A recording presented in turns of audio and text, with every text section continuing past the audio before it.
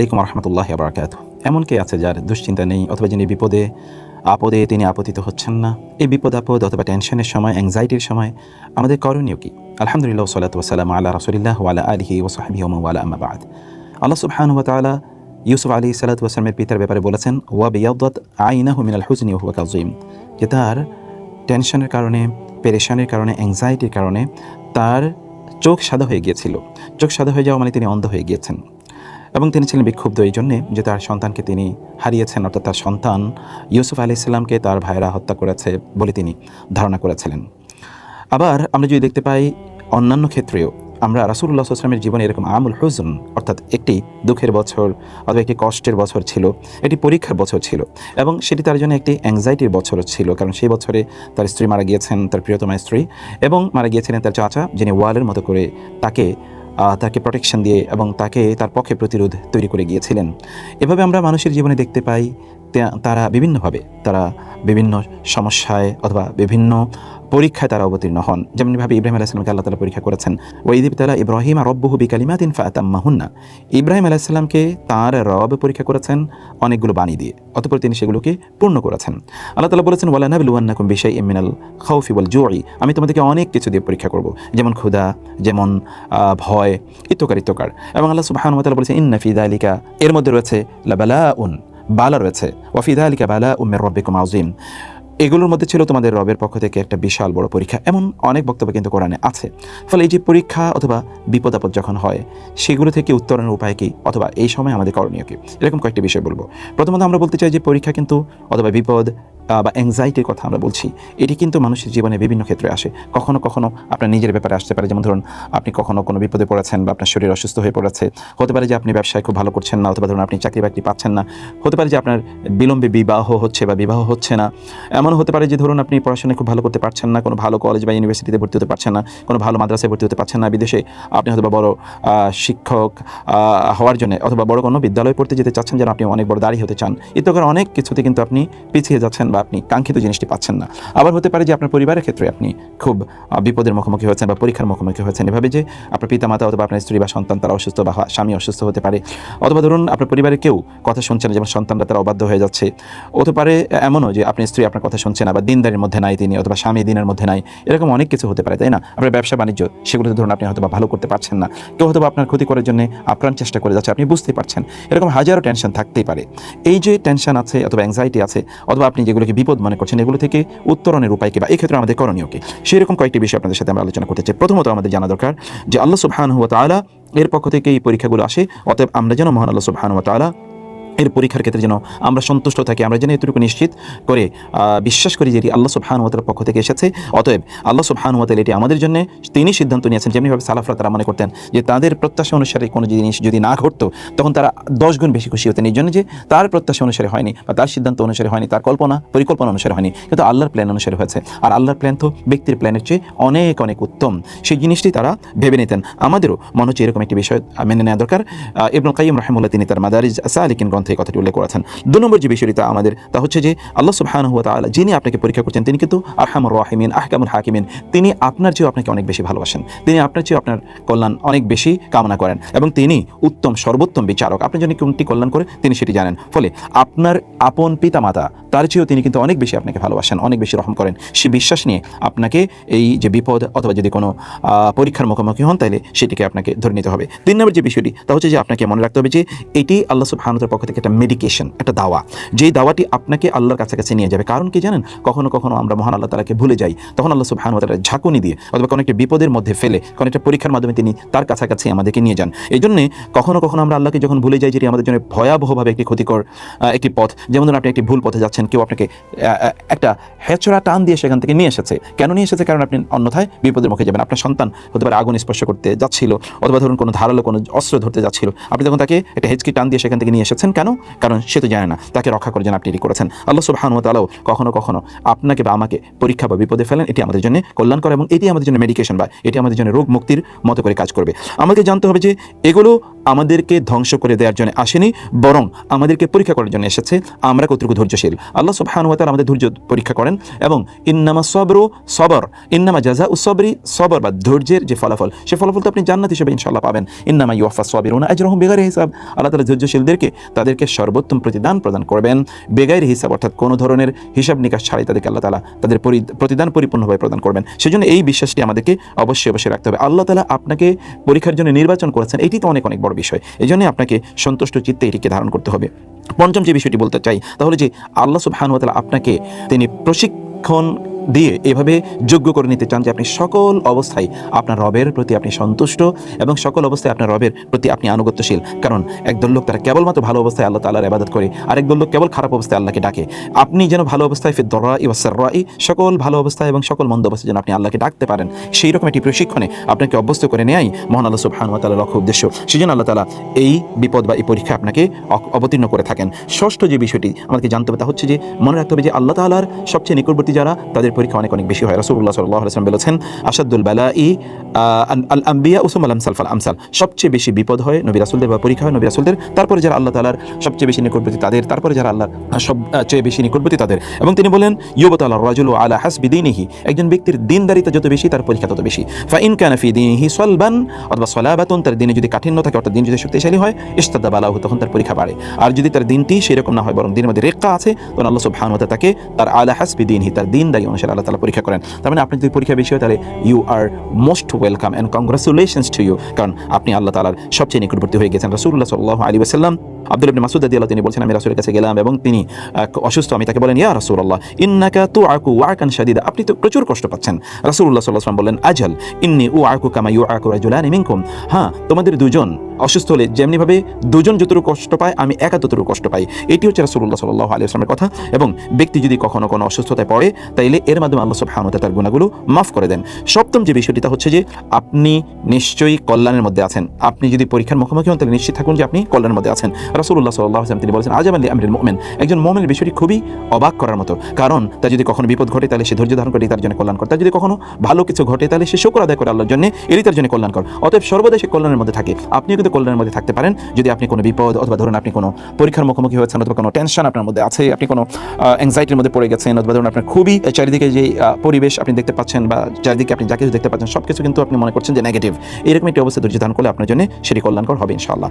আর অষ্টম যে বিষয়টি তা হচ্ছে যে আমাদেরকে মনে রাখতে হবে যে এটি আমাদের যখন কোনো দুশ্চিন্তা হয় অথবা আমাদের অন্তরে যখন কোনো টেনশন তৈরি হয়, যখন আমরা খুবই বিভিন্নভাবে আমরা পরীক্ষার মুখোমুখি হই অথবা বিপদে আমরা আপতিত হই, তখন এর মাধ্যমে আল্লাহ সুবহানাহু ওয়া তাআলা আমাদের বিভিন্ন ধরনের সমস্যা দূর করে দেন। হাদিসে এসে রাসূলুল্লাহ সাল্লাল্লাহু আলাইহি ওয়াসাল্লাম বলেছেন মা মিন আহাদিন মিনাল মুসলিমিনা ইউসাবু বিবালাইন ফি জাসাদিহি ইল্লা আমারা আল্লাহু তাআলা আল হাফাযাতা আল্লাযীনা ইয়াহফাযুনাহু ক্বালা উকতুবু লি আবদি ফি কুল্লি ইয়াওমিন ওয়া লাইলাতিন মিসলা মা কানা ইয়ামালু মিনাল খায়রি মা দামা মাহবুসান ফি ওয়াসাকি, অর্থাৎ আমার কোনো বান্দা, কোনো মুমিন বান্দা, সে যদি কোনো বিপদে পড়ে তখন আল্লাহ বলছেন যে তখন তিনি তার ফেরেশতাদেরকে যারা তাকে সংরক্ষণ করে রক্ষা করেন তাদেরকে তিনি পাঠান এবং বলেন আমার এই বান্দার জন্য দিন এবং রাতে লিখে দাও, সে ভালো অবস্থায় যে সকল আমলগুলো করতো সেই আমলের মতো সওয়াব তার মধ্যে তার জন্য লিখে দাও, তার আমল নামে লিখে দাও। দেখুন আপনি যদি কখনো কোনো রোগাগ্রস্ত হন অথবা কোনো বিপদে পড়েন এবং আপনি সে কারণে ঠিকমতো আপনি ইবাদত করতে পারছেন না, তাহলে আপনি সুস্থ অবস্থায় যে ইবাদত করতেন ঠিক সেই রকম ইবাদত আপনার আমল নামায় লেখা হয়ে থাকবে, অথচ আপনি কিন্তু ইবাদত করছেন না। অথবা এটি আপনার জন্য অকল্যাণকর না, এটিও আপনার জন্য কল্যাণকর এবং সেই জন্য আপনাকে অবশ্যই আনন্দিত হওয়া দরকার। আর নবম যে বিষয়টি তা হলো যে আল্লাহ সুবহানাহু ওয়া তাআলা নিশ্চয়ই আপনার জন্য কল্যাণ চেয়েছেন। রাসূলুল্লাহ সাল্লাল্লাহু আলাইহি ওয়াসাল্লাম বলেছেন মান ইউরিদুল্লাহু বিহি খায়রান ইউসিব মিনহু, আল্লাহ যদি কারো কল্যাণ চান তাহলে আল্লাহ সুবহানাহু ওয়া তাআলা তাকে পরীক্ষা করেন। অন্য হাদিসে এসেছে ইযা আহাব্বাল্লাহু কওমান ইবতালাহুম, আল্লাহ যদি কোনো জাতির কল্যাণ চান তখন তাদেরকে তিনি পরীক্ষায় ফেলেন। আপনি যদি কখনো কোনো কল্যাণ এর সামনে বা মুখোমুখি যদি আপনি দাঁড়ান তাহলে বুঝতে হবে যে আল্লাহ সুবহানাহু ওয়া তাআলা আপনাকে এর আগে কখনো পরীক্ষায় ফেলেছেন এবং সেখান থেকে আপনি উত্তীর্ণ হয়েছেন। এটি রাসূলুল্লাহ সাল্লাল্লাহু আলাইহি ওয়াসাল্লাম অন্য একটা হাদিসে বলেছেন ইযা আরাদাল্লাহু বিআবদিহি আল খায়রা আজ্জালা লাহুল উকুবাতা ফিদ দুনিয়া। তার মানে হচ্ছে আপনি যদি দুনিয়ায় কখনো কোনো বিপদে পড়েন তাহলে মনে রাখতে হবে যে দুনিয়া যদি আপনি এর প্রতিদান নাও পান, তাহলে আখিরাতে নিশ্চয়ই আল্লাহ তাআলা আপনার জন্য এই প্রতিদান রেখে দিয়েছেন। সেই প্রতিদানটি কি? এই যে দুনিয়া আপনি যে ধৈর্য ধারণ করেছেন, এই জন্য আল্লাহ তাআলা আপনাকে আখিরাতের প্রতিদান প্রদান করবেন।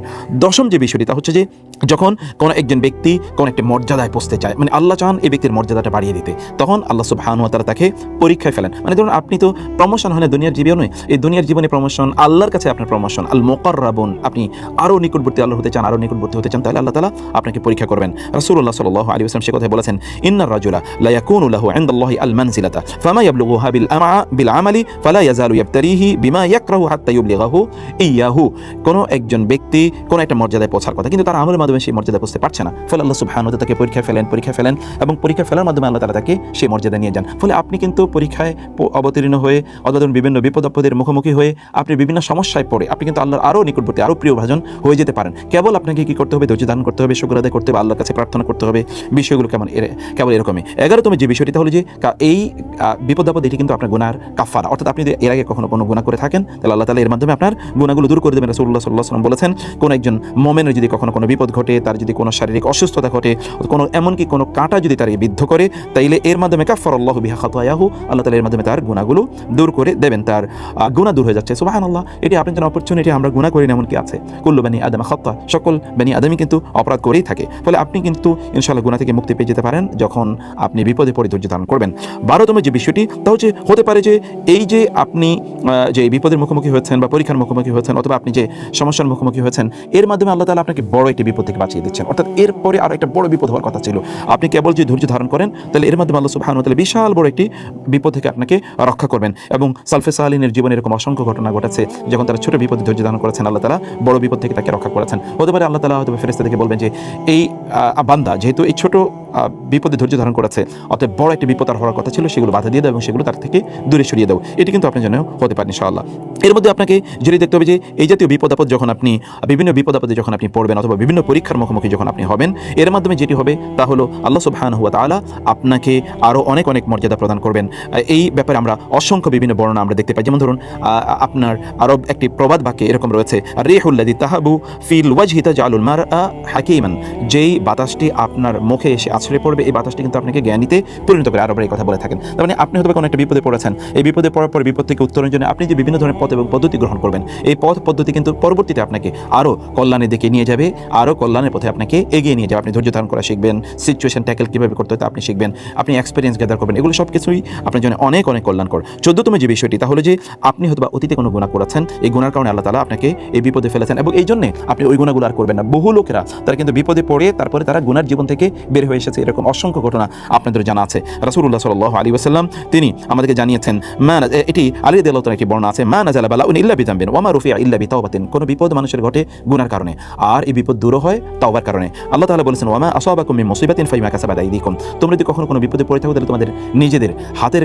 কামাই, অর্থাৎ তোমরা যে অপরাধ করেছো সেই অপরাধের কারণে এটি হয়েছে। 15তম যে বিষয়টি তা হলো যে কোনো একজন ব্যক্তি যদি কখনো বিপদে পড়ে তাইলে তার বোঝা দরকার যে আল্লাহ সুবহানাহু ওয়া তাআলার কোনো হক সে হয়তো ঠিকমতো আদায় করেনি, এই জন্য আল্লাহ তাআলা তার হক আদায় করার কথা আল্লাহ সুবহানাহু ওয়া তাআলা এখানে বলেছেন। তাহলে কি এক্ষেত্রে কমপক্ষে এই বিপদে পড়ে সে ধৈর্য ধারণ করবে এবং আল্লাহ তাআলার যে হক আছে সেই হকগুলো সে আদায় করবে। আল্লাহ তাআলা সে কথা বলেছেন, ইয়া আইয়ুহাল্লাযীনা আমানু সবিরু ওয়া সাবিরু ওয়া রাবিতু ওয়াত্তাকুল্লাহ, হে ঈমানদারগণ তোমরা ধৈর্য ধারণ করো, অব্যাহতভাবে তোমরা ধৈর্য ধারণ করে যাও এবং তোমরা আল্লাহর পথে তোমরা একজন সীমান্ত প্রহরীর মতো কাজ করে যাও এবং আল্লাহকে তোমরা ভয় পাও। অতএব আল্লাহর ভয় কিন্তু আমাদেরকে এই বিপদ আপদ থেকে মুক্তি দিয়ে দিতে পারে ইনশাআল্লাহ। 16তম যে বিষয়টি তা হলো একজন ব্যক্তির জন্য এটা উচিত আই আলাম আন্না হাযিহিল বালিয়া ওয়াল মুসিবা ওয়াকিআতুন ওয়া লা বুদ্দা ফাহিয়া মুকদ্দারাতুন সাবিতাতুন লা বুদ্দা মিন আন তাহিল্লা বিদারিহি, একজন ব্যক্তির এটি জানা দরকার যেই বিপদটি তার হওয়া দরকার, তার হওয়ার কথা ছিল সে বিপদটি তার হচ্ছে, অতএব এটিকে কোনো অবস্থায় সে প্রত্যাখ্যান করতে পারতো না, এটিকে কোনো অবস্থায় সে বাধা দিয়ে রাখতে পারতো না। ফলে এর মাধ্যমে সে কি করবে, সে ধৈর্য ধারণ করবে এবং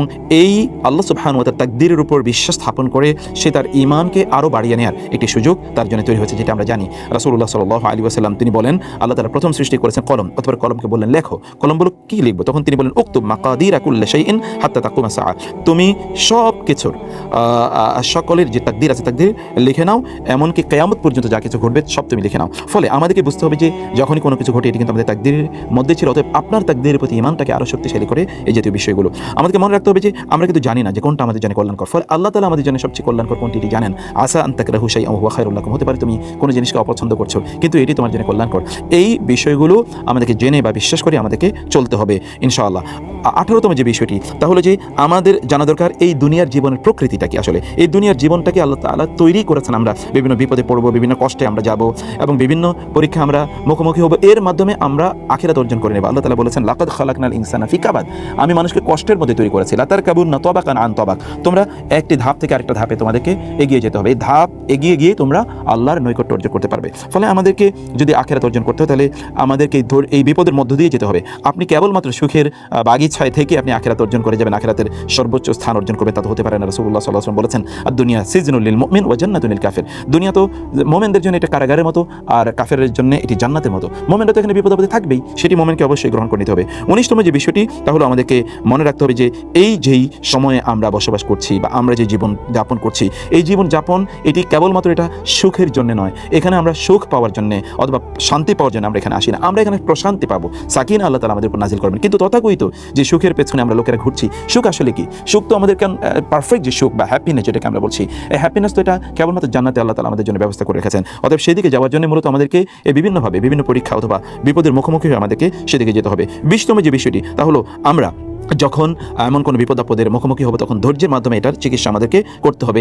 আর এই ধৈর্য কেবলমাত্র এমন নয় যে আমরা হাহুতাশ অথবা হাহাকার করেই তারপরে আমরা ক্লান্ত হয়ে এরপরে ধৈর্য ধারণ করবো, ব্যাপারটি কিন্তু এরকম নয়। বরং আমাদের ব্যাপার হচ্ছে রাসূলুল্লাহ সাল্লাল্লাহু আলাইহি ওয়াসাল্লাম বলেছেন মান ইয়াতাসাব্বার ইউসাব্বিরুহুল্লাহ, কেউ যদি অব্যাহতভাবে ধৈর্য ধারণ করে তাহলে আল্লাহ তাআলা তাকে ধৈর্যশীলদের অন্তর্ভুক্ত করে নেবেন। এই জন্য রাসূলুল্লাহ সাল্লাল্লাহু আলাইহি ওয়াসাল্লাম বলেছেন ইন্নামাল ইলমু বিত্তাআল্লুম ওয়াল হিলমু বিত্তাহাল্লুম, অর্থাৎ আসলে জ্ঞান অর্জন করতে অব্যাহতভাবে জ্ঞান অর্জন করার মাধ্যমে এবং ধৈর্যশীল হতে হয় অব্যাহতভাবে ধৈর্য ধারণ করার মাধ্যমে। এবং অন্য হাদিসে রাসূলুল্লাহ সাল্লাল্লাহু আলাইহি ওয়াসাল্লাম বলেছেন ইন্নামাস সাবরু ইনদা সাদমাতিল উলা, আসলে ধৈর্য তো ধরতে হয় প্রথম আঘাতে, আপনি হাউতাশ করেই তারপরে ধৈর্য ধারণ করবেন, ব্যাপারটি কিন্তু এরকম নয়। সেজন্য প্রথম থেকেই যেন আপনি ধৈর্যশীল হতে পারেন, এটি মূলত আপনাকে অভ্যস্ত করে নেওয়ার জন্যই এই বিপদ আপদ আসে। আর এটি সবচেয়ে আল্লাহর নিকটতম বান্দা যারা তাদেরই কেবলমাত্র এই ঘটনাগুলো ঘটে থাকে।